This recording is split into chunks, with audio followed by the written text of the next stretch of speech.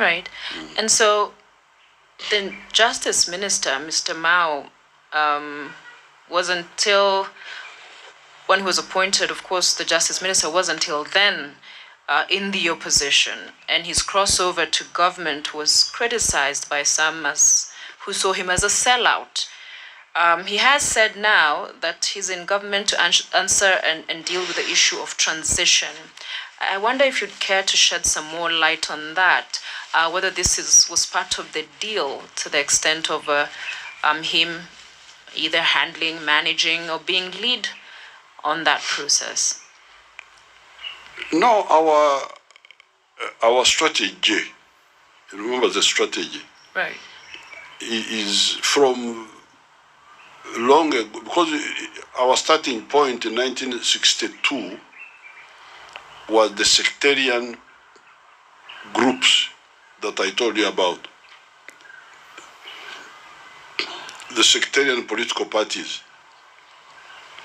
So when we were fighting Amin, we put forward the strategy of, because we had an argument with Obote.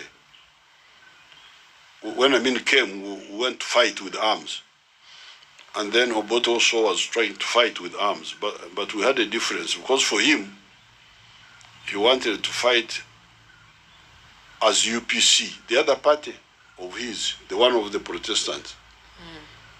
Then we said, but UPC was a sectarian party. If you take up arms as UPC, you will already be like 1/3 of the population from the beginning. And the other 70% will be against you. So that's why when we were in Tanzania fighting Amin, we put forward the concept of a broad-based united front.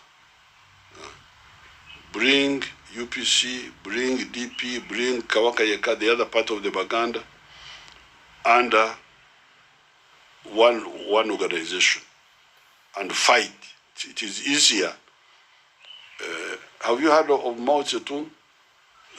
He talked of uniting the many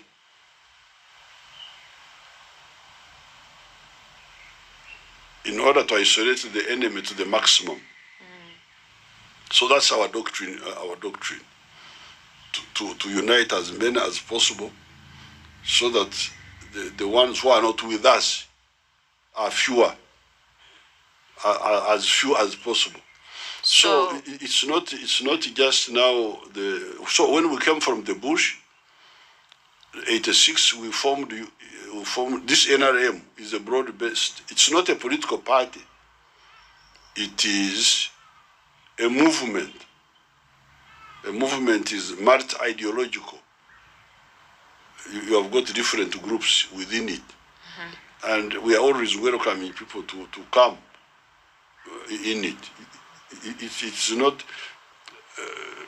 maybe Mao is presenting the way he's presenting it, but really it's our old way of uniting anybody who agrees to unite with us. Yeah, because he's purporting to play lead of sort on transition. That is his approach, but it's not something you have discussed with him, or that was part of your deal. No. But we have discussed broadening unity. So because like Mao had been in the opposition, because his area, north central of Uganda, had been associated with the government we kicked out, the government of Tito Okello, the Achori group, the tribe. They were, the leader whom we kicked out was General Tito Okello. He was from that area. So initially, some of those people did not, they were saying we had overthrown their government. So they were a bit hostile for some time. Until now, we kept on engaging them politically. Now we won majority there in the last election. So they are coming now from that self-isolation. So you're expanding and getting opposition on board. Yes. Sounds a little bit like what we've seen in Kenya, and which the new president, Ruto, has said he's not going to follow the trajectory of former President Uhuru, because we saw the handshake happen, and then, the fallout and bad blood between President then Uhuru and his deputy Ruto. Now coming into office, one of the things he was very categorical about is that he wants opposition to be strong. He wants to be held to account, as opposed to come give opposition members or agents jobs. So then your approach sounds a lot like what we saw with President Uhuru. Isn't that seen as emasculating, I beg your pardon, the opposition when everybody's brought into government? Well, we have not discussed with the Kenyan leaders this strategy issues. So they must be having their own reasons. Yeah, I was just reflecting on how it has played out there and it's playing out here. They must be having their own reasons and their own analysis. Correct. But in our case, our program is publicized. Our program is publicized. Our manifesto is a manifesto, the 4 principles: patriotism, love Uganda, Pan-Africanism. For instance, I can tell you that Mao you are talking about, when we were, because you see, we are Pan-Africanists, in some few cases we are forced to stand by the African people.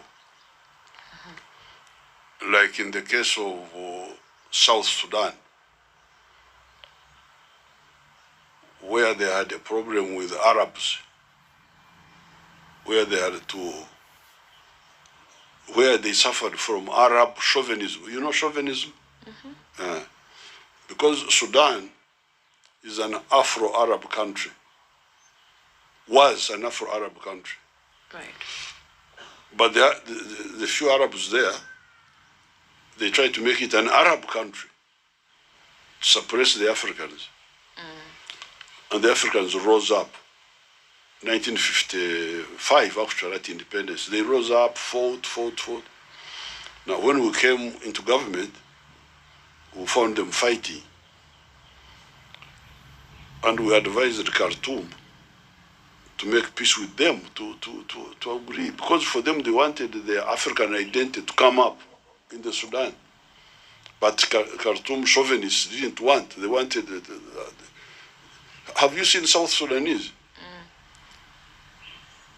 They are not black, they're actually blue, if you look at him. Now, for somebody to say that a blue man is an Arab, you must be sick. And that's what we told Khartoum. Please, how can you call these Arabs? These Jaruos, you know you were Jaruos there. And you see a Jaruo, you say you are an Arab. You must be mad. So, but there's a lot of madness in this world. So we would beg, they go for meetings in Qatar. What are you meeting about? How can you meet about the obvious? These are not Arabs. But you should therefore put it in your constitution that this is an Afro-Arab country. We respect the Arabism, but we also respect the Africanism. But it wouldn't happen. So we had to, that's why Khartoum was sponsoring groups against us. You must have had groups called Lord's Resistance Army.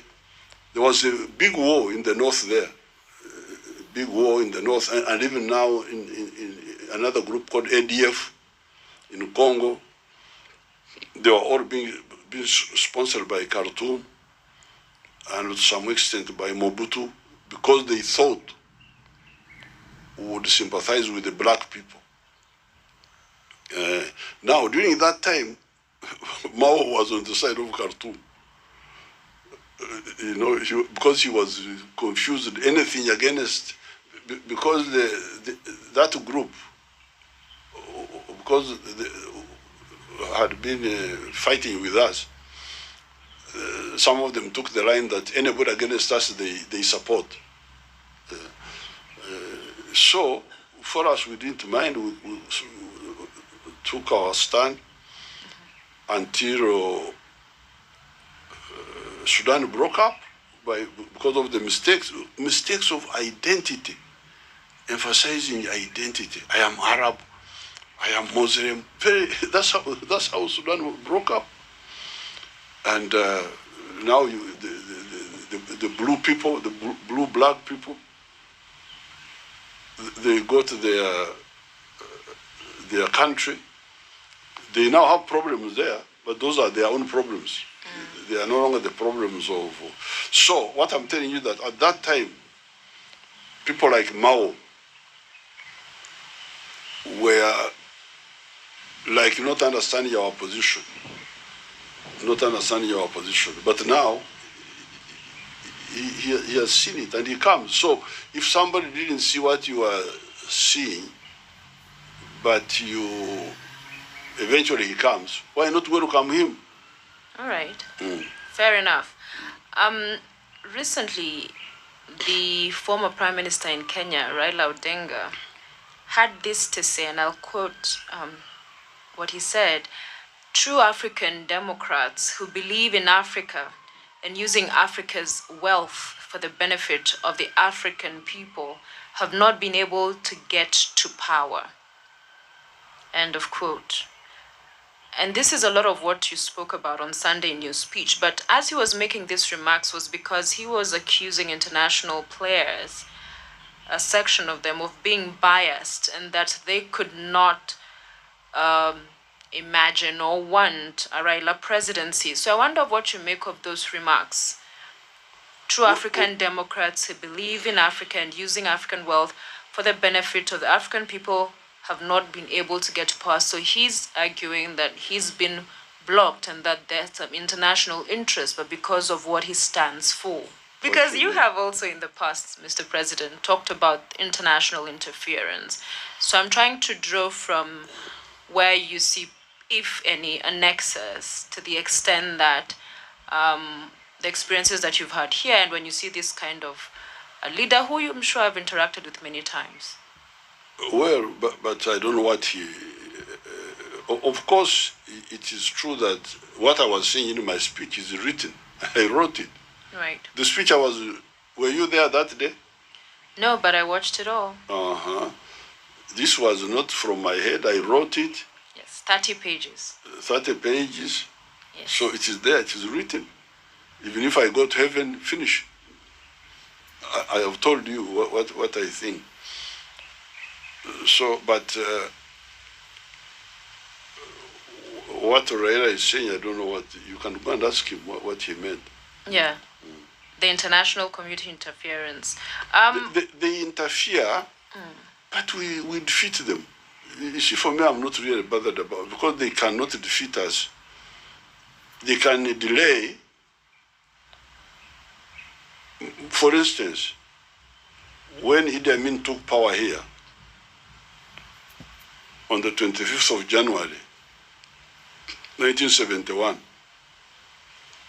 10 days later, Edward Heath, who was Prime Minister of UK at that time, recognized the government of Idi Amin. And yet, African Union, or AU at that time was saying, don't recognize this coup. But Edward Heath said, no, Amin is a good person.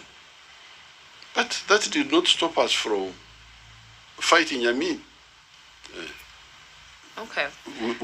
So they may, but unless you make your own mistakes, they can't beat you in your own country.